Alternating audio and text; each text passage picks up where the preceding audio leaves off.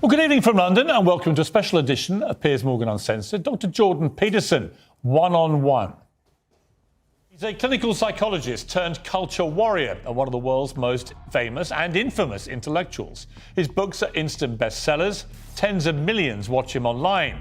Legions of fans swear by his straight-talking guidance. What I've recommended to people is clean up your room. But his outspoken views on issues like feminism. The taming of the wild man, essentially, by the desirable and virginal woman. And if you think women don't want that, then you better bloody well come up with an explanation for 50 Shades of Grey. And gender. You won't use my pronouns, so I'm pretty sure you're my enemy, yes. Yeah, well, I know you think that, but I don't believe that using your pronouns is going to do you any good in the long run. Have made him a lightning rod for controversy.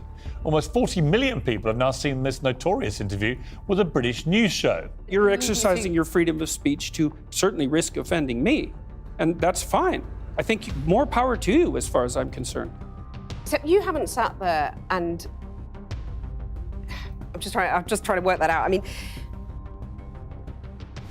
Ha, gotcha. Celebrity friends face criticism just for meeting him. He's loved, he's loathed, but he's never ignored. And tonight, Jordan Peterson is uncensored. Well, Jordan Peterson joins me now. Jordan Peterson, welcome. Thank you. To Piers Morgan Uncensored. I suppose my first question, and there will be people genuinely wanting a simple answer, but there's a bigger answer too. Who is Jordan Peterson?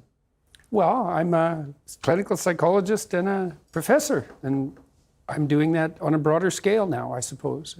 But it's an extension of what I've done since 1987, really. I mean, I taught the same things I'm teaching, although I've expanded them all throughout my academic career, and my classes were very popular, and not popular exactly. The students found them extremely useful. Should any lectures at any university ever be popular, or should they always be challenging? Is one of the problems we have in modern society that students aren't challenged enough?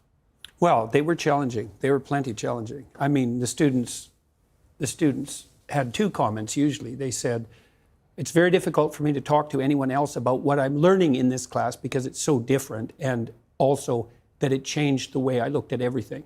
So there's no shortage of challenge. Yeah, I mean, everyone wants an optimal challenge. You know, that's in the nature of play, to have an optimal challenge. Why have you become so notorious? Because I look at it as, I've actually watched a lot of your lectures. Mm-hmm. I've listened to hours of you and Joe Rogan talking about stuff.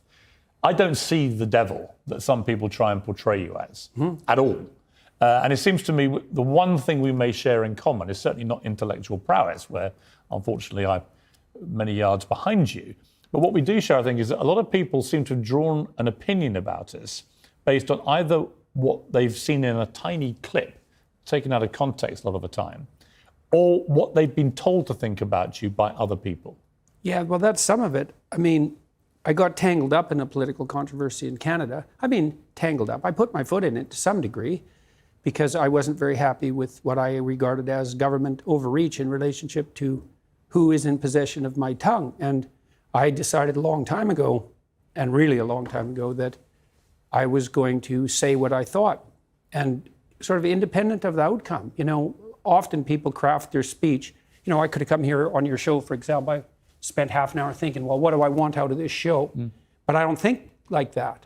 I wanted to come here and have a conversation with you. You don't actually make notes, I'm told, before your big lectures. I make notes, speeches. but I generally don't use them. So I have to prepare, you know. And are they different when you go on tour? Is every night different? Yes. I never do the same. How do you decide what to talk about? Well, at the moment, sometimes I'm taking questions from the audience, and so I just do a Q&A, but I don't look at the questions before I go on stage. And I ask my wife, who asks me the questions, not to show them to me. And then if I prepare a lecture, I usually have a question in mind, often that relates to one of the topics in my books, but sometimes something I'm thinking about, and then I use the lecture as an opportunity to explore that question and answer it while I'm watching the audience to see if my words are landing. And so it's an opportunity to think on my feet. And I think part of the reason the lectures are well attended is because it's a high wire act in some sense. Because I never know when I go on stage whether I'm going to bring the lecture to something like a punchline to something like a conclusion. So, and I have no idea, because I'll have a variety of ideas up in the air. That's extraordinary. You have no idea where it may lead to. No. It's an Is exploration. that not scary? I mean, Yes. But, there's an idea that the truth will set you free, right? And that's a very strange idea, because you could imagine that I could come here and I could decide there are things I want to do to promote my books, let's say, and I could tilt our conversation towards that. Or I could just say, well, I'm going to pay attention to what's going on here, and I'm going to see what happens, and I'm going to say what I think, and then I'm going to assume that whatever the outcome is the right outcome, because it was based on something approximating the truth. what is your goal? What is the point of Dr. Jordan Peterson? What do you hope to achieve through what is now huge global fame? I hope to encourage people. Other than that, I want to see what happens. I want to say what I believe to be true as clearly and carefully as I possibly can, and I want to see what happens as a consequence. And what people don't understand about that, in some sense, is your happiness. The purpose of your life is not going to be happiness. Sometimes it is. Sometimes that will come. But there will be difficult periods in your life, and happiness won't suffice then. But what you can have in your life is an adventure. You can have an adventure.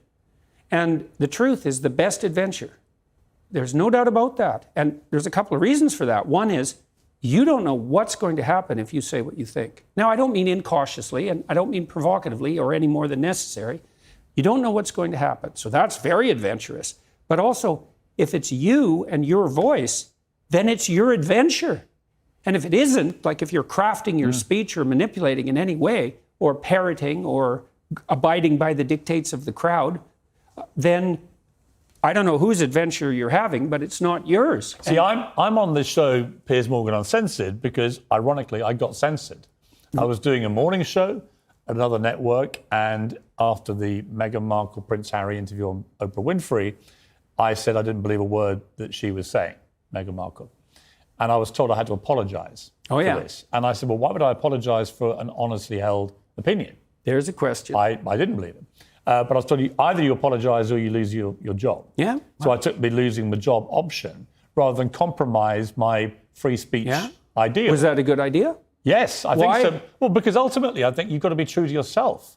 Well, right? Or you're true to something else. Well, I think we're in a weird world, actually driven by people like Meghan Markle, where she talks about my truth. Yeah. I don't understand what my truth means. It means do what I want. Right, but my truth doesn't actually exist. There is the truth, which is fact-based and unarguable, and then there is opinion around fact and truth. Yeah. You can't have your own version of the truth, it seems to me. Well, it's complicated, because when people say that, they are referring to the degree that they're referring to anything, that there are some experiences that are in some ways purely subjective, and they're also valid in their subjectivity. So, for example, if you're sitting there and you say, I'm in pain, and it's assuming I believe you're not manipulating me, I don't have access to that pain, but it's reasonable for me to assume that that's a genuine experience on your part and act accordingly. And so there is a realm where experience is valid that's subjective,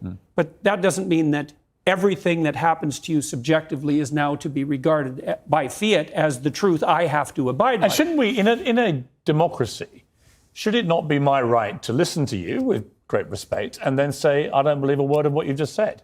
Well, it's also your responsibility. It's not just your right. And it's also one of the things people don't understand is that ability of the other person to oppose or rein in or satirize or dance with or joke or play with, all of those things, they're also what keeps you together and sane, because we all have a tendency to drift in our weakest place, let's say. And so some people become alcoholic and some people will become narcissistic and so on. We all have our temptations. And one of the ways we buttress ourselves against that is by having other people say, no, you're not funny. There, you're boring. There, you need to be reined in. And if you deprive yourself of that, that's what happens to hyper celebrities and dictators.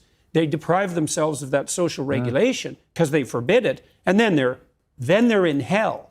And sometimes they drag everyone along with them too. So, yeah, really. On free speech, it seems to me, in my 57 years of being on this planet, that free speech has never been under more ferocious attack, not in places you would expect, like authoritarian regimes, but actually in democracies.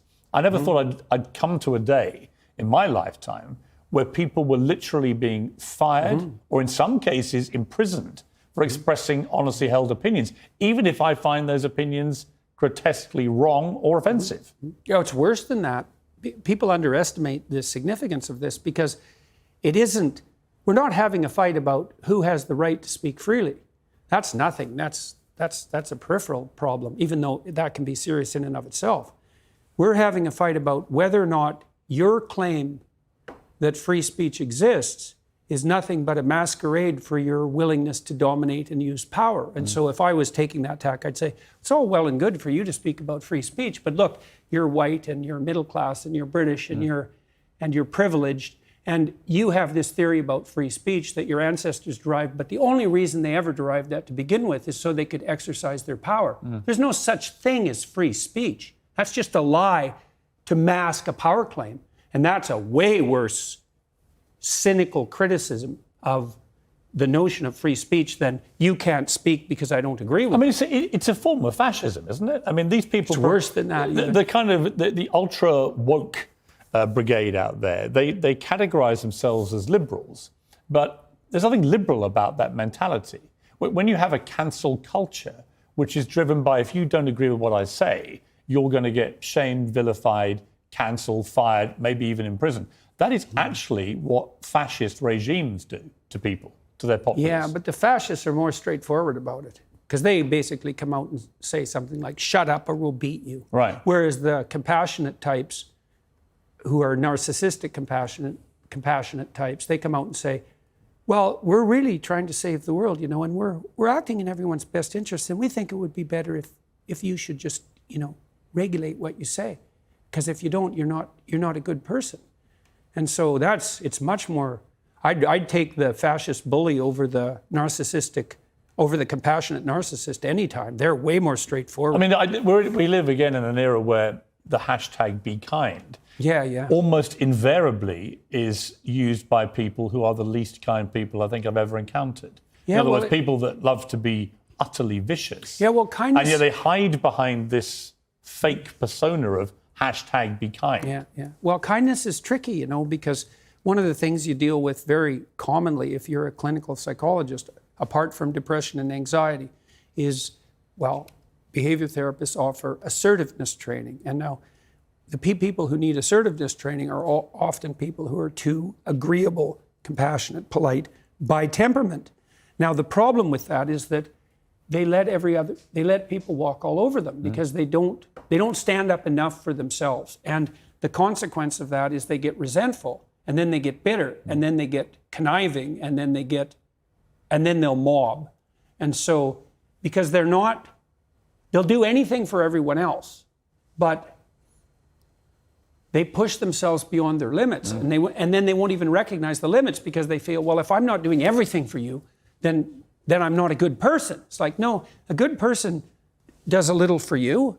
Like if I'm acting properly with you, say in this conversation, there's something in it for you and there's something in it for me, right? And we want that to be reciprocal. And so the cost of me bending too far in your direction is that I'll become bitter and resentful and conniving.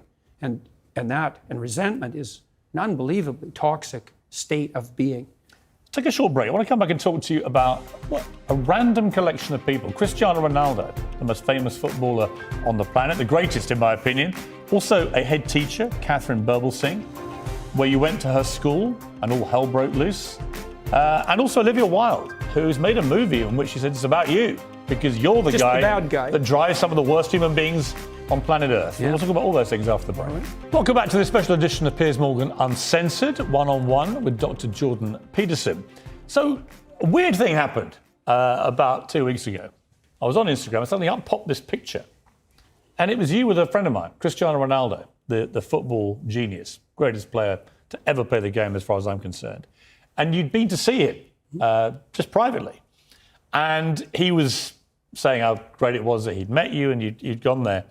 And all hell broke loose. he was bombarded with people saying this is outrageous, legend over, legacy finished, none of which would have bothered him because he'd heard all this kind of thing before. But the venom of it was from certain quarters was so pathetic, it seemed to me. So first of all, what were you doing with Cristiano? Why were you there? Well, he invited me to come and see him, and he had had some trouble in his life a few months ago, and a friend of his sent him some of my videos, and he said he had watched those, and then he read my book, one of my books, and found them very helpful, and he wanted to talk. So I went out to his house and we talked for about 2 hours.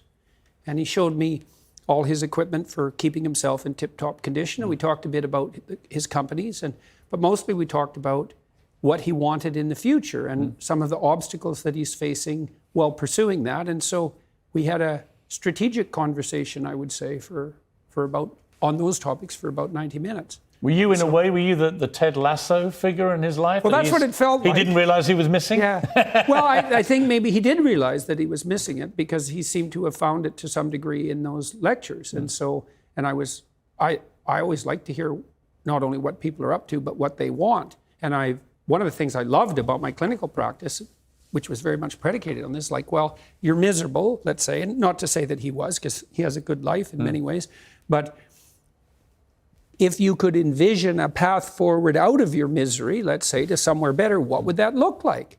And it's not a question people ask themselves with enough depth. And then, having developed that vision, what are the strategies that might be put in place to make that more likely? And again, not in a manipulative way, but if you had to conduct yourself in the proper manner to bring about this desirable end, or at least to move towards it, how would you organize your behavior? When someone like Cristiano, who, we know what the personal problem was, he'd lost a baby, he and his partner, was incredibly sad for him. And professionally, after that, a lot of turmoil as to whether he was going to stay at his club and so on and so on. It seemed to me, talking to him in the last couple of days after he saw you, he's in a much better place, actually. That's what happens when you hang out with a reprobate like me. Yes, but really interesting to me that so you and he both got criticised for just seeing each other, but actually it was clearly very helpful to him. Well, I hope so. That would be lovely if it was true. It's a weird position, isn't it? There's you, Dr. Jordan Peterson, this guy that comes out of Canada, lecturing students, and then you're at the home of the greatest football player of all time, and you're genuinely helping him. I mean, Ronaldo is known as one of the most mentally strong athletes has ever been. Yeah, right. Not just physically, but mentally strong.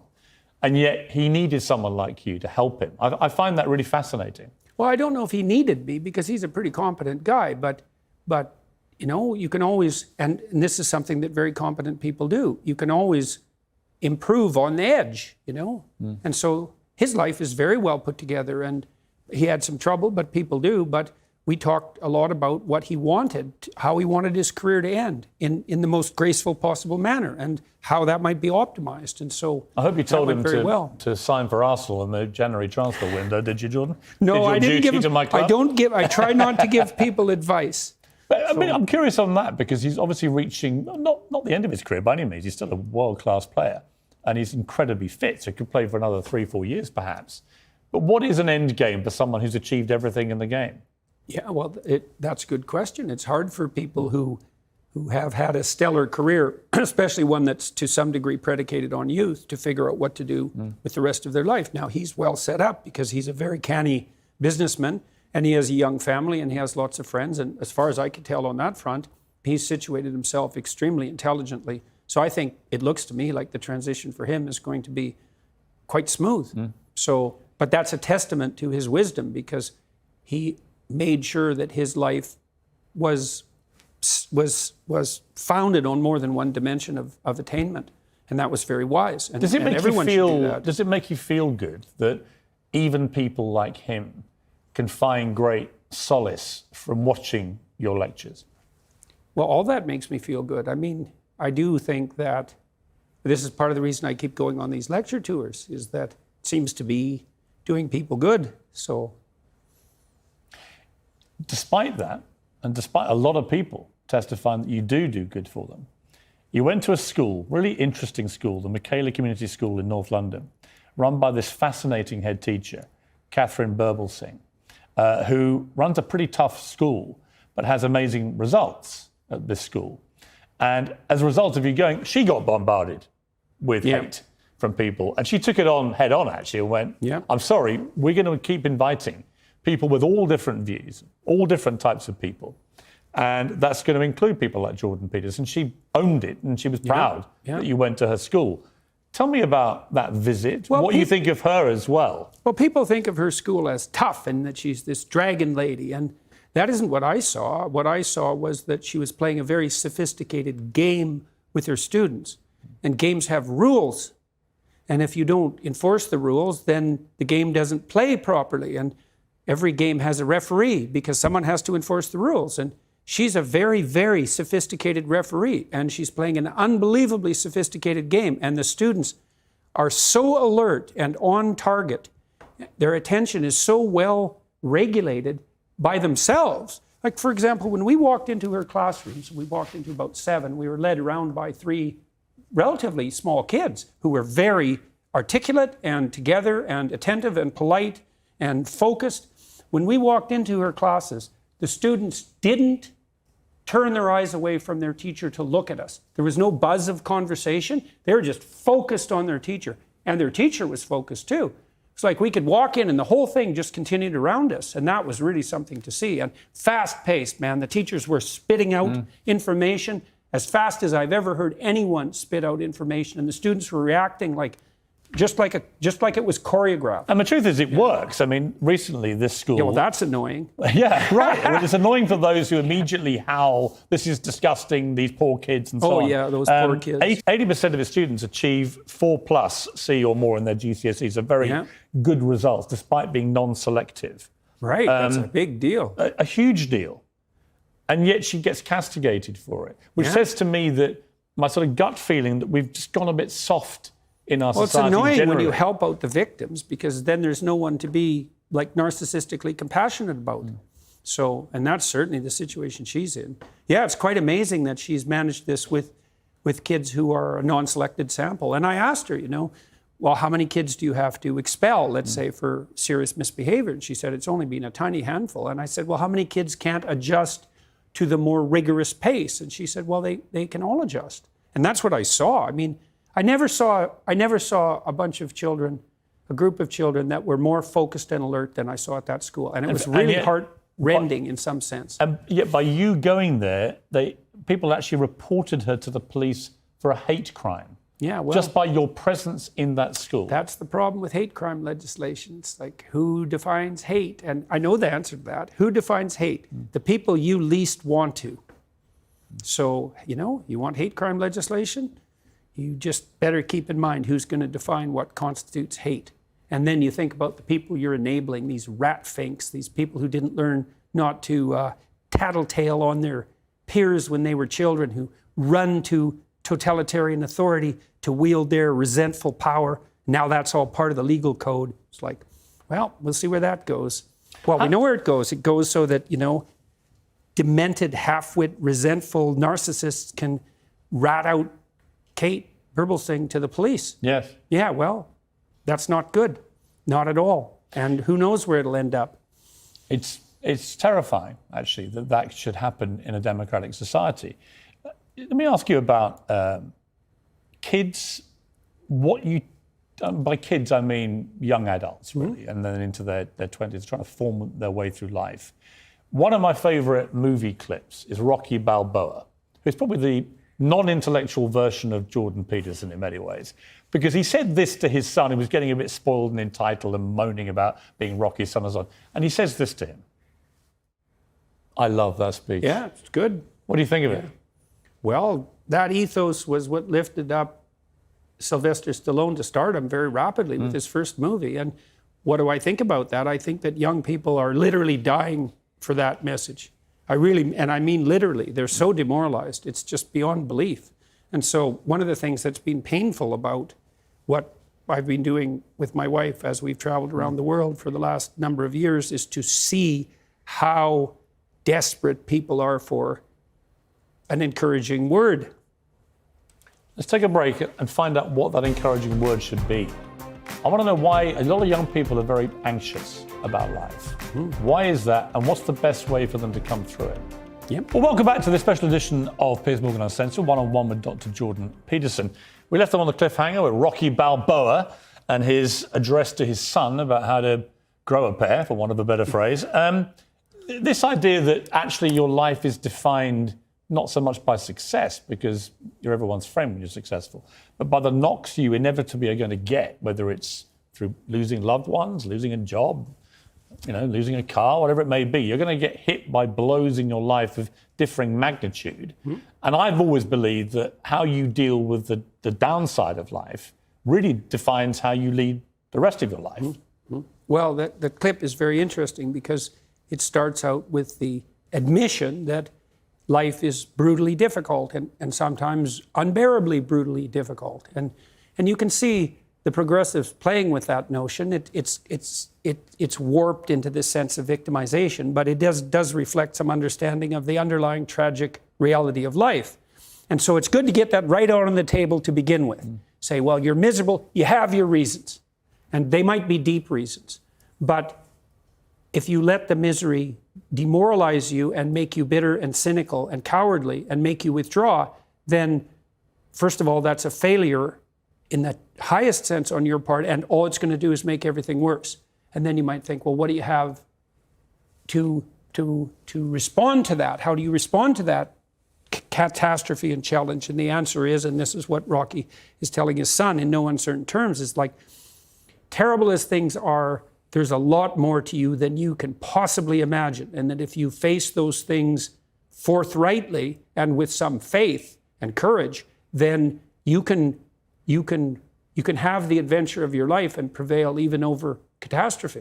And that's true. Right. So, I couldn't really get my head around why so many young people feel so anxious all the time compared to when I was young, when that wasn't really a big thing amongst my friendship group, certainly.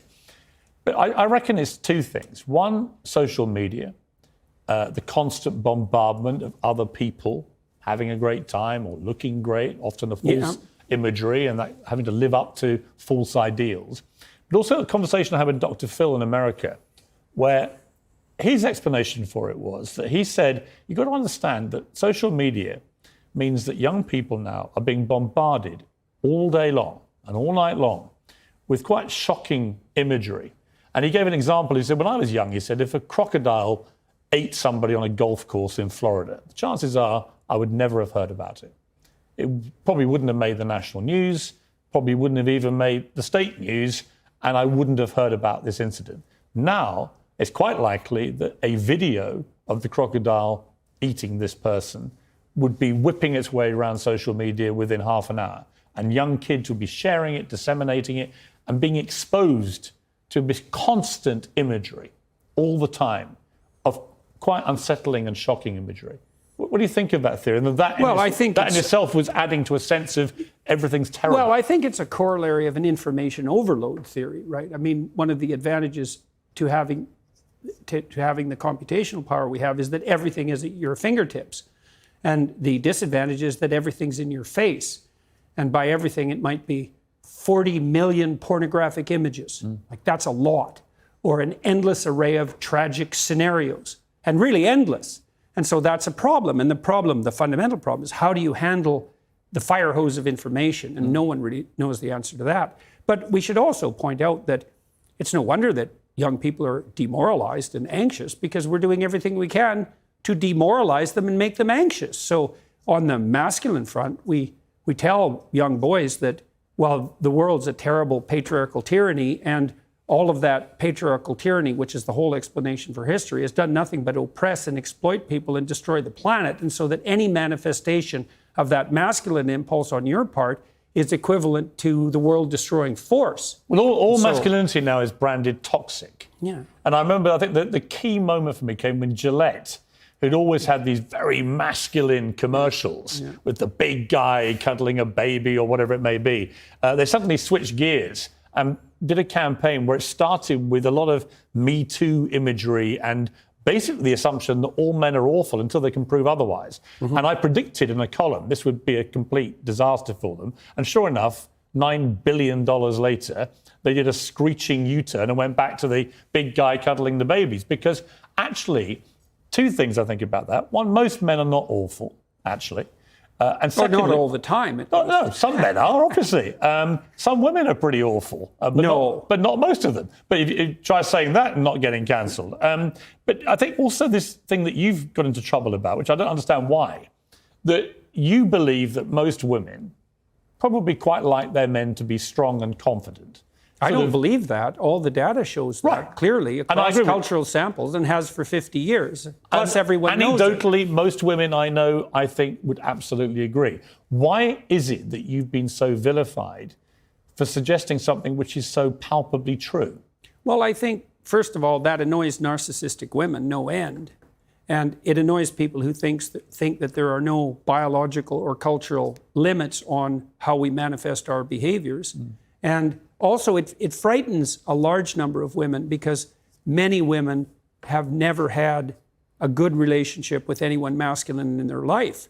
And so the notion that they would need to establish a trusting relationship with a man, especially if he's also in something approximating a superordinate position, which is what they might like to find him maximally attractive, also implies that they're in some sense going to be under his sway. And if there's no trust there, well, that's absolutely terrifying. And I have some sympathy for that because there are no shortage of women out there who've never had a positive relationship with anyone masculine. And so they're completely unable to discriminate between narcissistic power and compulsion and confident competence. And so because they can't distinguish that and they're afraid, they put all of that in the same category, which is something like the predator category. And that's not good for them because, well, as you said, all men aren't predators all the time. And they need to establish a relationship with a man. Right. We're also in a very strange place where a lot of high-profile women will not say what they think a woman is. Yeah. Because they are... Ketanji Brown Jackson, the new member of the Supreme Court, in her nomination hearings was asked a question. This is what she said. As you say, a hot topic today and could certainly be litigated. So I'm not in a position to say more about whether or not it's actually one of the unenumerated. It was a riveting moment because you're going to be on the Supreme Court of the United States of America. You're a woman. You're the first black woman on the court. And that in itself, I know you've raised eyebrows about why did Joe Biden go out there and say we need to have a black woman? Why not just say we want the best person available? And then if she's the best person, get her on the court, which I completely agree with. But for her not to be able to commit to explaining what she thinks a woman is. And then I had a moment on this show where Macy Gray, the singer, did stick her neck out. And she said this. I will say this, and everybody's going to hate me, but as a woman, just because you go change your parts doesn't make you a woman. Right. Sorry. You feel that? I know that for a fact. Like, if you want me to call you a her, I will, because that's what you want. But that doesn't make you a woman just because I call you a her and just because you got a surgery. With chilling predictability, Macy Gray stuck to her guns for a couple of days, and then the onslaught was so overwhelming against her, she had to go on national television in America, issue a groveling apology for everyone that she'd hurt, with this statement of what many would think is just a statement of biological fact. How have we got to this place where women are terrified of saying what a woman is, and women who do say what they think it is, i.e. there are clear biological distinctions between a man and a woman, they get destroyed? Well, we've accepted this preposterous hypothesis that your identity is only subjectively defined. And as I've tried to point out on some of my in some of my lectures, the only people who think their identity is subjectively defined are 2-year-olds.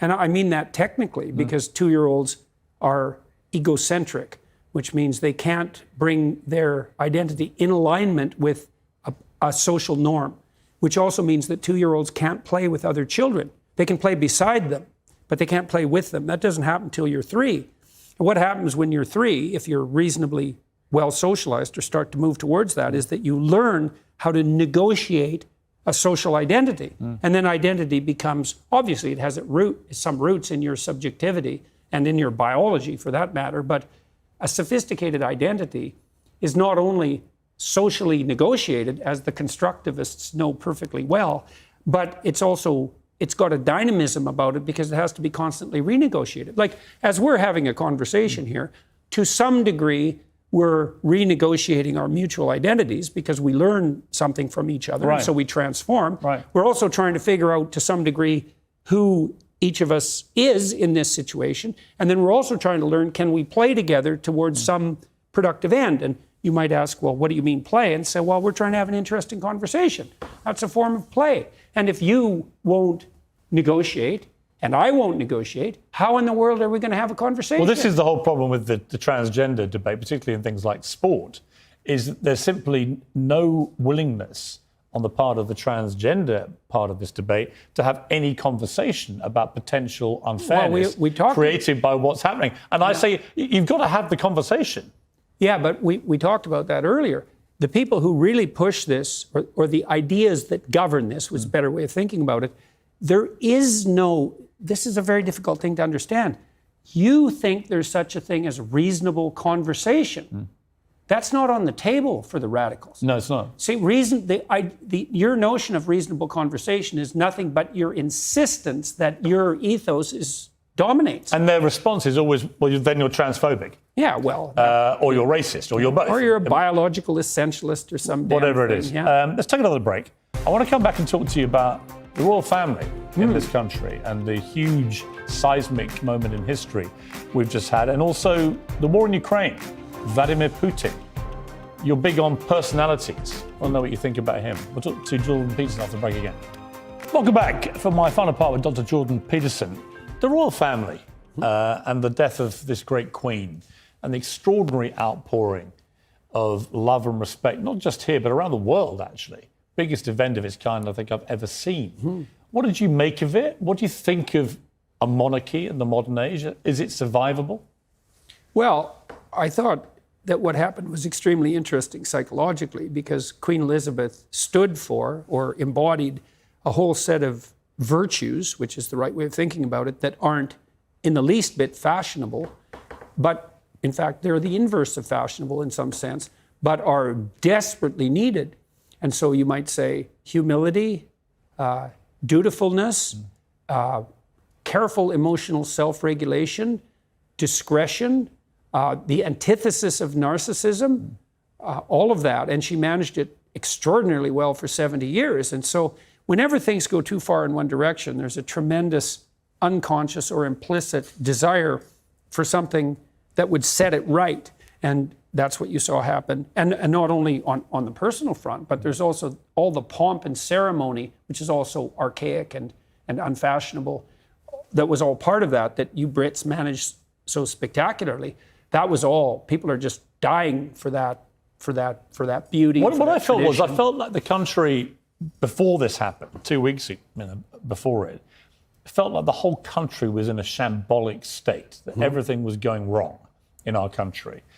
And in a way, the death of the Queen unified us in a way we hadn't been for a long time, certainly since Brexit. No one was talking about hot button political issues or social issues. They're all talking about one thing. I mean, it also reinforced our national identity. Oh, yeah. In a way that actually made the world look on with great awe about the procession, our military, our royal family, the country. It made people feel good about Britain again. And therefore made British people feel good about themselves again. Yeah, well, you guys have lots to feel good about.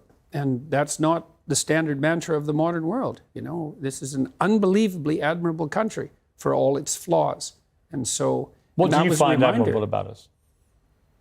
English common law, the tradition of free speech, sardonic and self-effacing humor that's so much a part of the culture. Our ability to queue for 13 hours politely to see a woman lying in state who's not even a member of our family. Right. Well, and to do resilience, well, and to do that peacefully, and to do that in the spirit of mutual goodwill, and come to a place like London. It's unbelievably ethnically diverse, and yet it functions extraordinarily well. And you're the birthplace of I would say, the greatest democracies on earth, and that's not accidental. I mean, the reason that places like Canada, New Zealand, and Australia, and the United States flourish is because their whole culture is grounded in the English tradition and the English common law tradition. And you can say what you want about those countries, but there are worse places to live. So, and you know, You say that we have a lot of good traits and bad traits, and I completely agree. And the good, I think, outweighs the bad. If you look at yourself, the same analysis, what are your best traits and what are the worst traits of Dr. Jordan Peterson? well, I think that it's been difficult for me to optimally regulate my irritation at times over the last few years. And I'm trying to get that right, to figure out what the right, because a lot of things that have happened have outraged me. And then I'm not exactly sure what emotional tone to take as a consequence of that outrage. And that's a very complicated thing to figure out.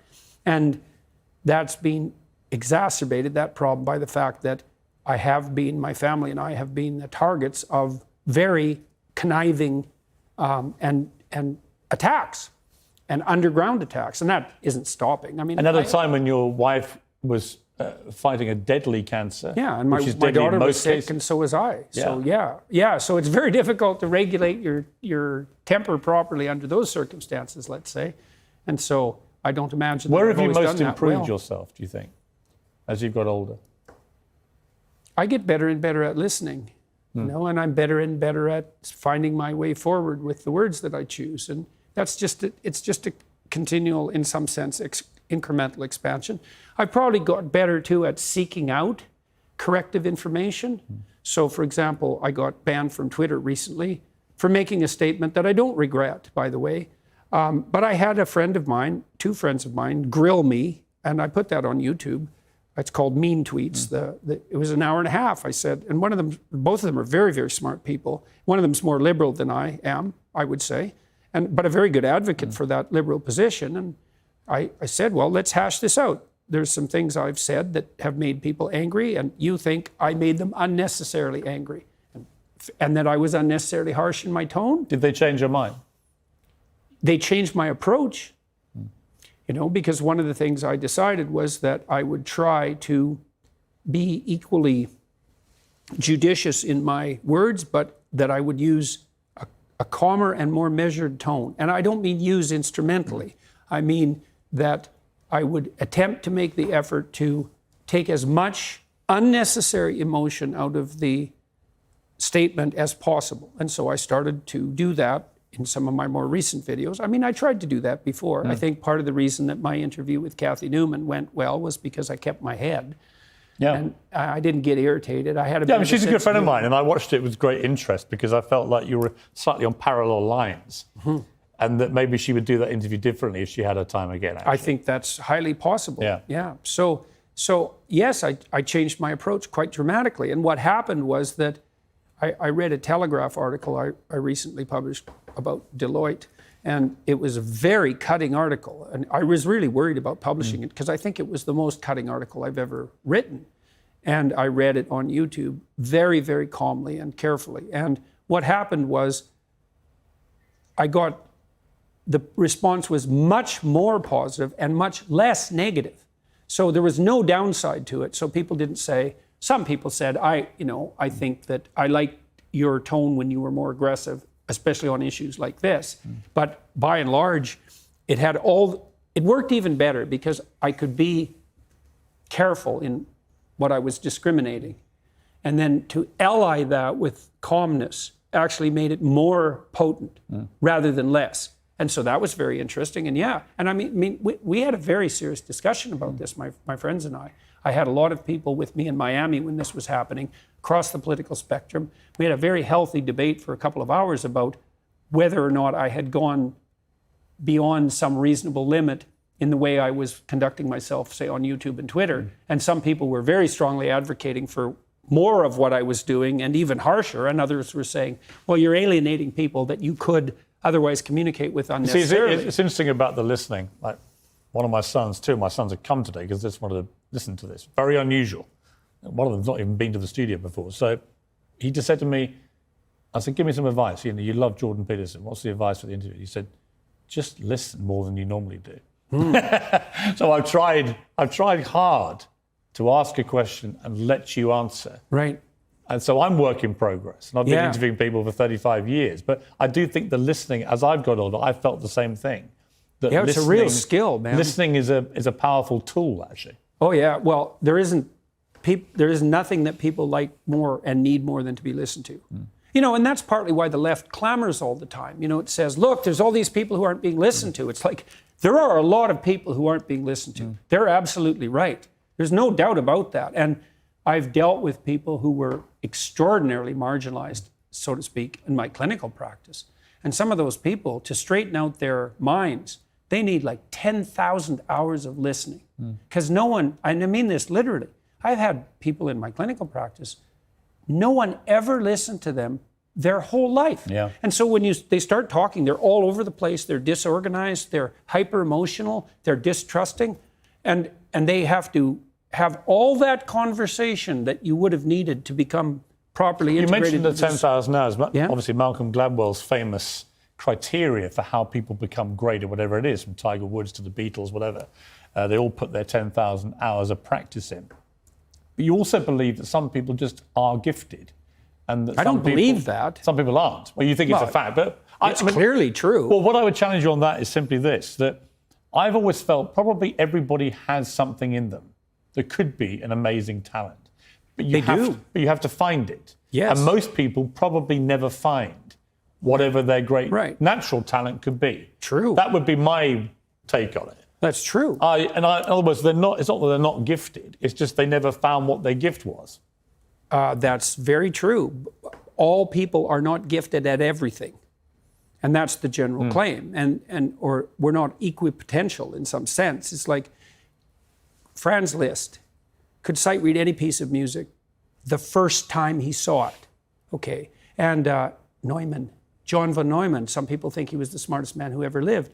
He could multiply 10-digit numbers in his head when he was 8.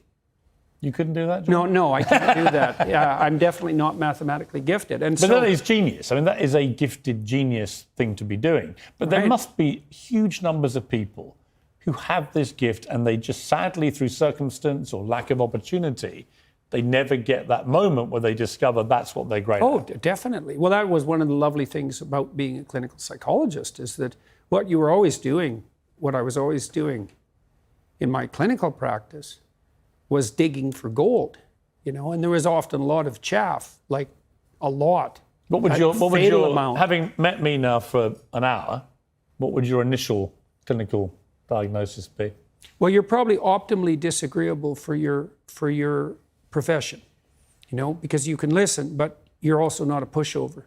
And that's a very fine line, right? Because if you're too assertive or aggressive, then you get domineering, but if you're not enough, then you're a pushover. And this was also the case with Kathy Newman. She's quite disagreeable, and that's a masculine trait, by the way. And it was one of the things. I think she'd gone into it in a way. So how we started the interview, she'd gone into it, I think, with a preconceived idea of what you would be like, and sort of stuck to that. Yeah. She's actually a very skillful journalist and interviewer, and I was surprised the way that interview went when I was watching it. And I think it was because she just had an idea of what she thought you would be. Well, I think she also had an idea of what the optimal outcome of the interview might be. And I think a lot of the journalists who've gone after me in some sense have that. They think, there's part of them that thinks, I'll be the person that finally exposes him for what he is. Yeah.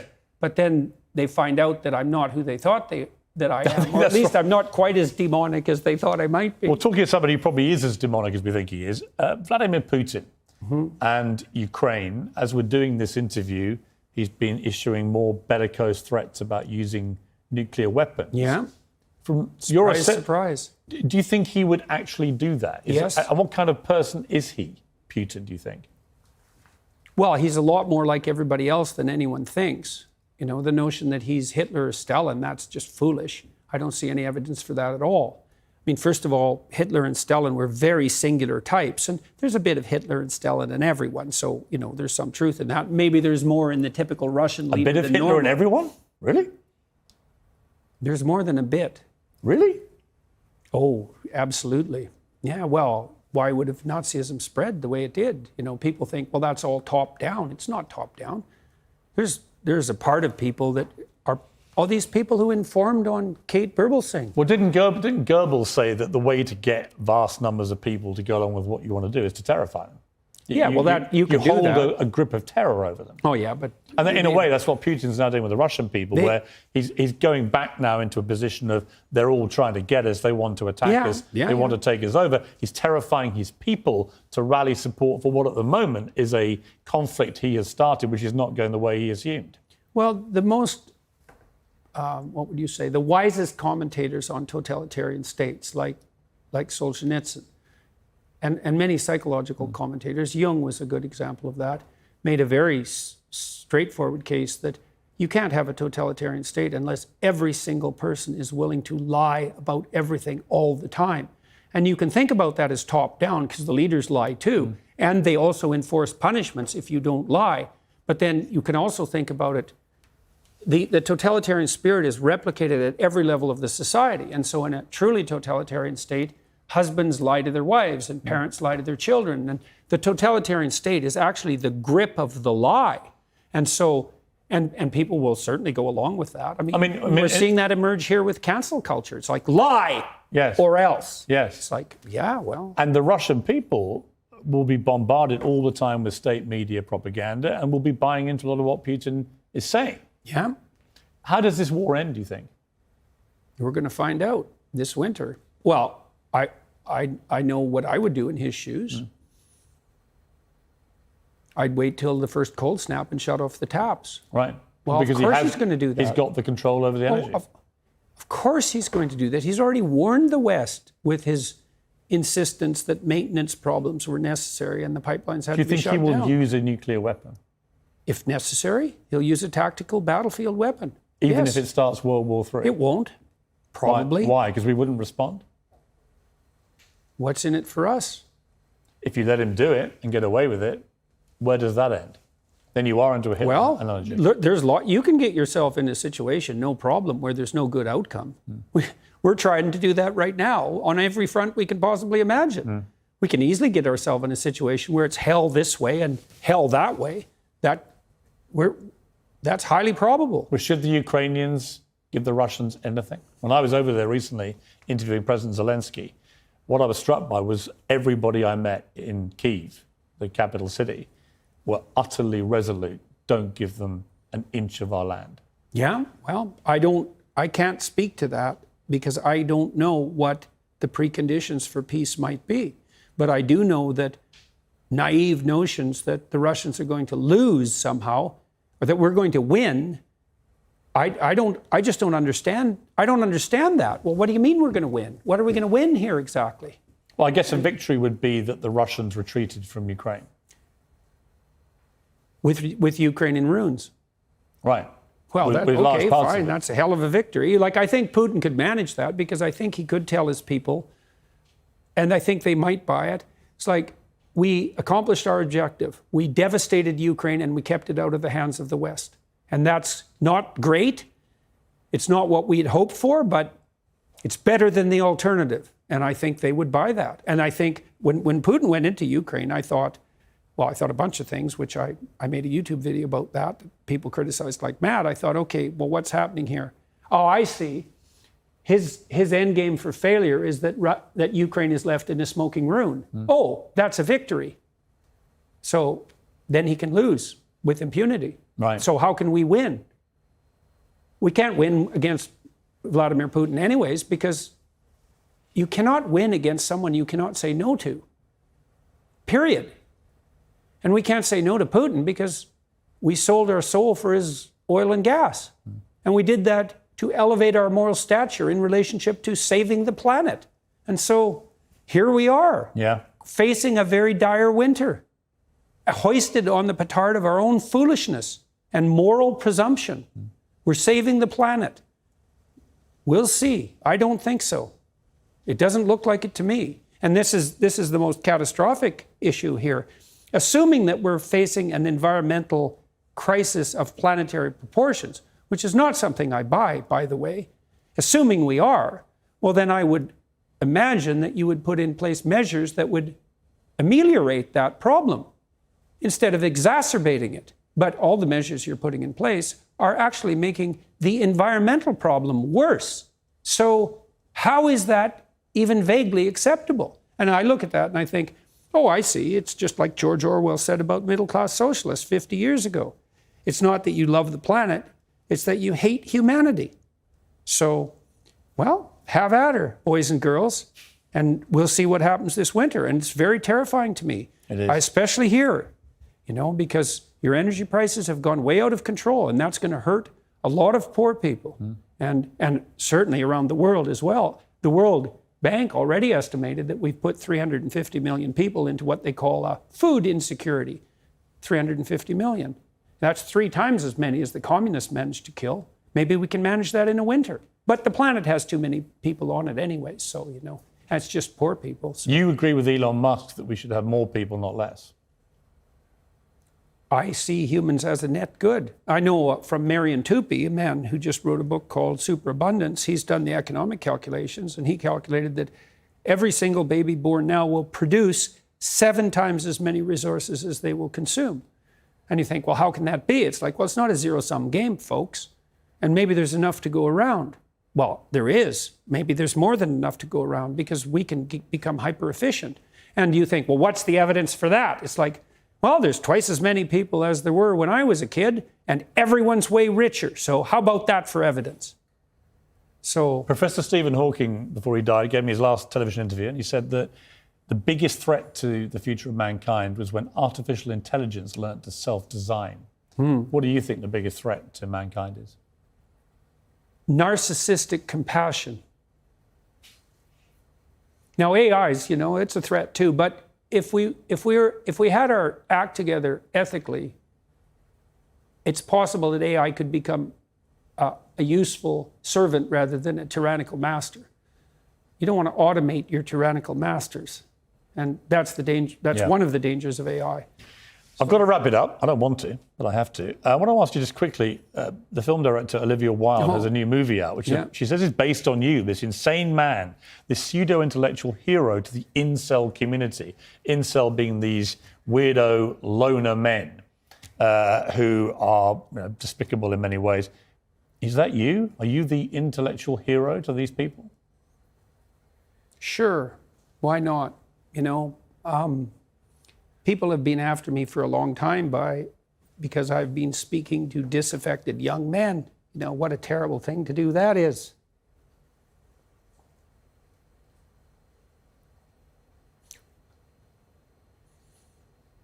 I thought the marginalized were supposed to have a voice. It's making you emotional. Talk about that. Well, God,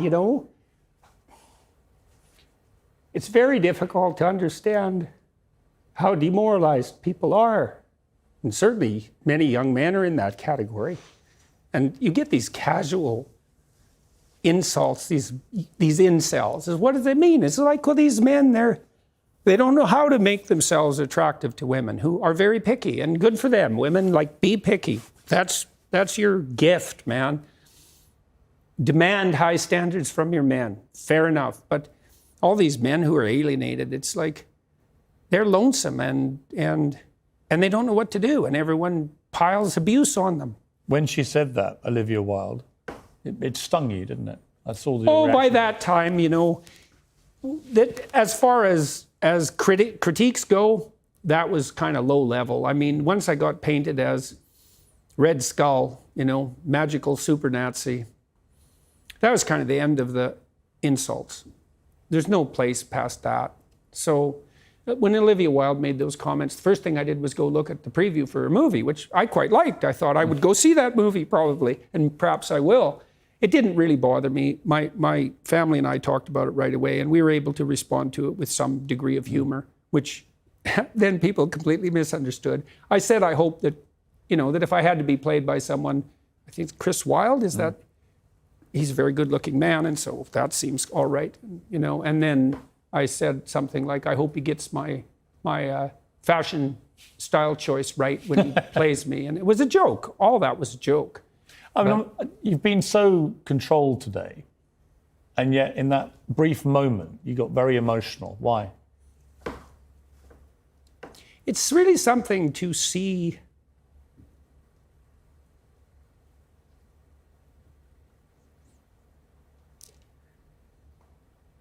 constantly how many people are dying for lack of an encouraging word.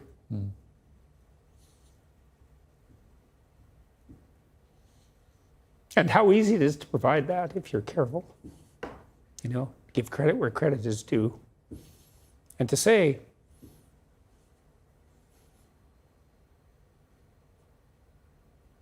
you're a net force for good if you want to be.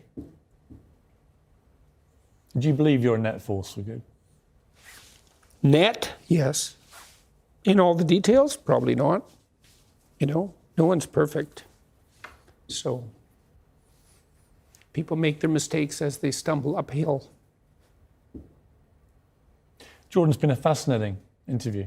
Thank you very much. Thank you. You've got this new box set out. Yeah, I'm pretty happy about that. Jordan B. Peterson, 24 Rules for Life and Beyond Order. Fascinating books. They've sold how many millions now? Well, 12 Rules sold 7, and I think Beyond Order is approaching 1 million now. So, yeah, they're doing just fine. Did you ever think you'd sell that number of books?